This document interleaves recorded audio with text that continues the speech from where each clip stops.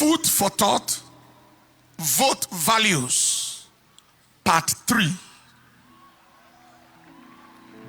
Now someone may ask, why food for thought?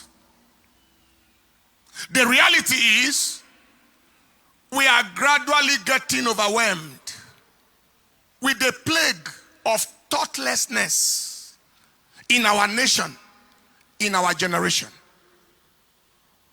One of our close staff observed the other day that things we should think about in this nation are quickly turned into jokes, jesting. No action is taken. And the subject matter gets quickly forgotten and permanently swept aside.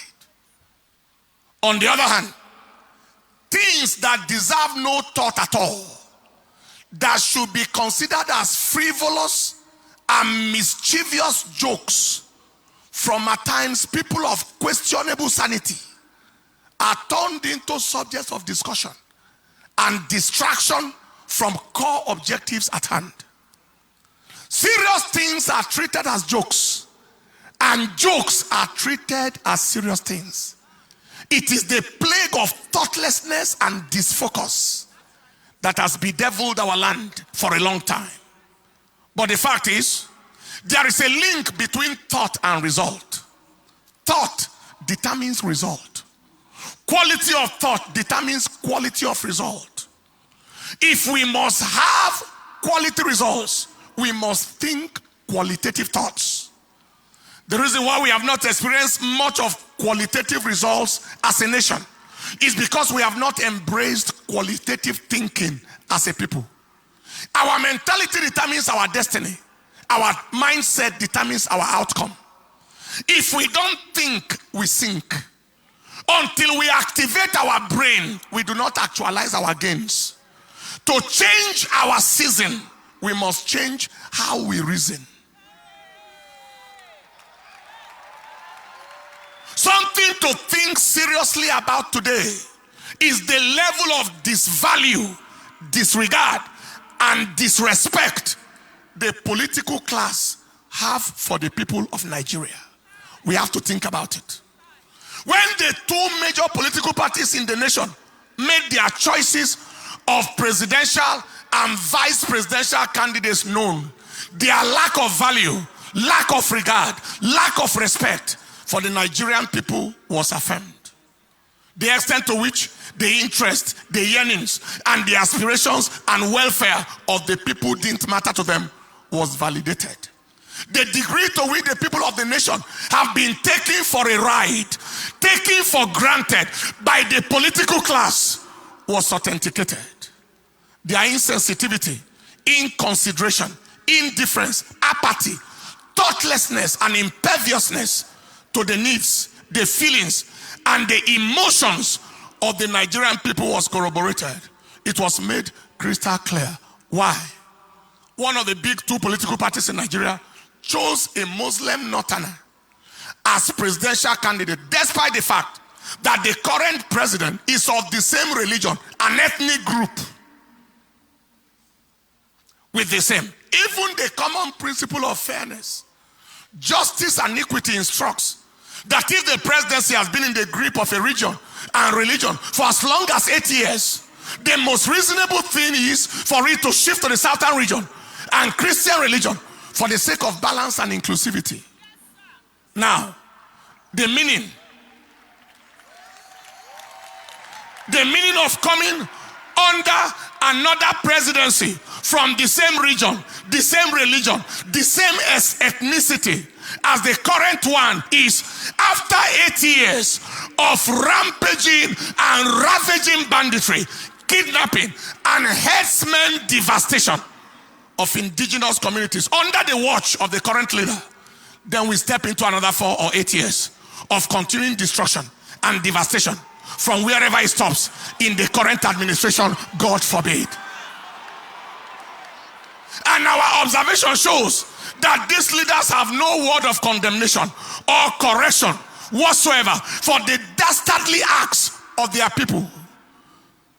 Another 4 years or 8 years under a leader of the same kind as the current one will only embolden the killers to further their nefarious activities, saturating the land with blood. God forbid. The other of the two big political parties chose a Muslim presidential candidate and a Muslim vice presidential candidate.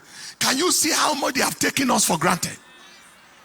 In a multi-ethnic, multilingual, multicultural, multi-religious state as Nigeria. The fact is there are 36 states in Nigeria with 36 governors, 36 deputy governors. Out of 36 governors, 19 are Christians. That is 53%, more than half. Out of 36 deputy governors, 21 are Christians. That is 58%. Beyond that, of the 6 geopolitical regions in Nigeria, there is an extremely massive Christian population in the south-south, southeast, southwest, north-central. That is already 4/6. Even in the northeast, in Taraba, Adamawa, Gombe, etc., Christians are found in their numbers. Even in the northwest, in southern Kaduna, in Kebbi, etc. These facts do not in any way speak of Christianity as a minority religion in this nation. Not at all. In fact, Christianity is far, very far from being a minority religion in Nigeria. People will actually be shocked when a true and realistic census is done in this nation. Yet, Christianity is despised to the point where not one person could be found to be the running mate to a Muslim presidential candidate, despite such a very massive Christian population in Nigeria. Yet, Christianity has been the victim of relentless attacks on churches and communities. We have witnessed, especially in this administration, highly lopsided, nepotistic, ethnocentric, religiocentric appointments in all realms. The armed forces, the judiciary, the executive, the legislature, the civil service, all lopsided appointments despite overwhelming Christian population in Nigeria. And now they want to place Muslim president and vice president on top of all of that, despite the fact that a Muslim president has literally ruled and ruined the country for almost 80 years now. And people are expected to watch on in cowardice and timidity. That will not happen. The conclusion is the two big political parties, as well as the leaders of our land, have shown us no value, no respect, no regard for the people of the nation. They are solely driven by personal interests and at times religious and ethnic interests. We are therefore left with no option than to totally reject the action of the two political parties for insulting our collective sensibility, undermining our human dignity, and desecrating our worth and value as a people. Only one credible, reasonable, sensible choice is left. Only one. Only one credible, reasonable, sensible choice is left. And you know, do you know? You know. Vote value, vote principles, vote character, vote capacity, vote fairness, vote justice, vote equity. Stand up on your feet.